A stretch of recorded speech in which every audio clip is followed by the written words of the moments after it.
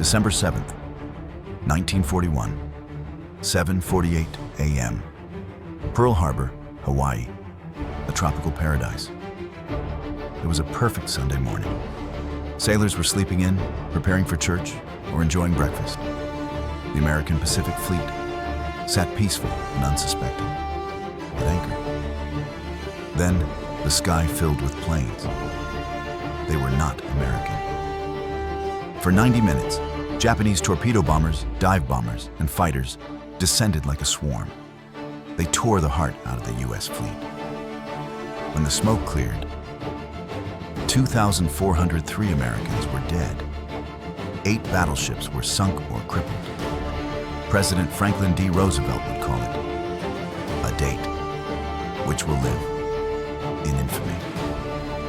But why did Japan do it? Why would a nation risk war with the largest industrial power on Earth? The answer was oil.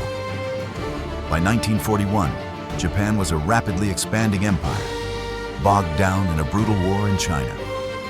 Their ambition was to create a greater East Asia co-prosperity sphere, which was a polite term for conquering all of Southeast Asia.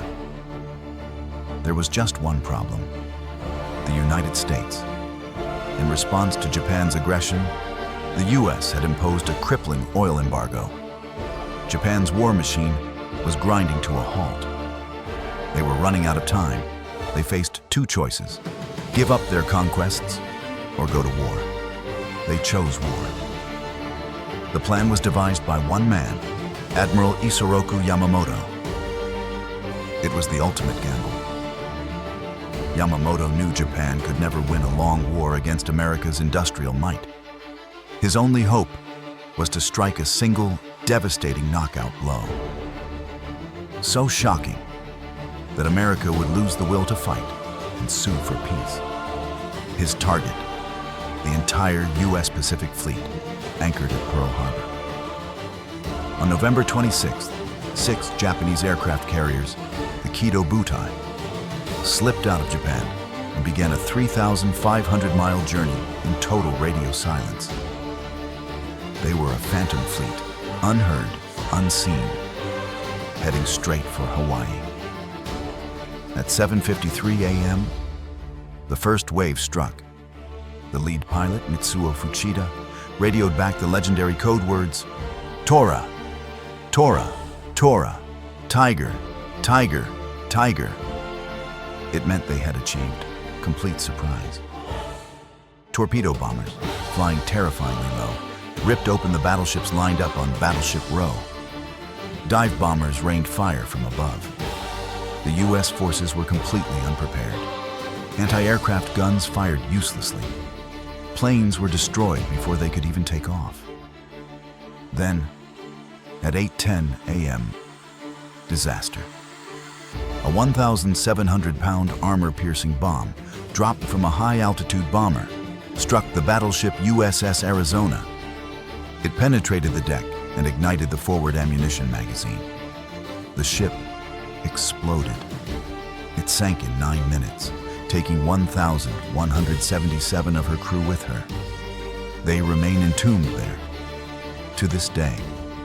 By the time the second wave left, Pearl Harbor was a graveyard of twisted metal and burning oil. It was a total tactical victory for Japan. Or was it? In the smoking ruins, Japan had made 3 fatal mistakes. First, they failed to destroy the base's oil storage tanks.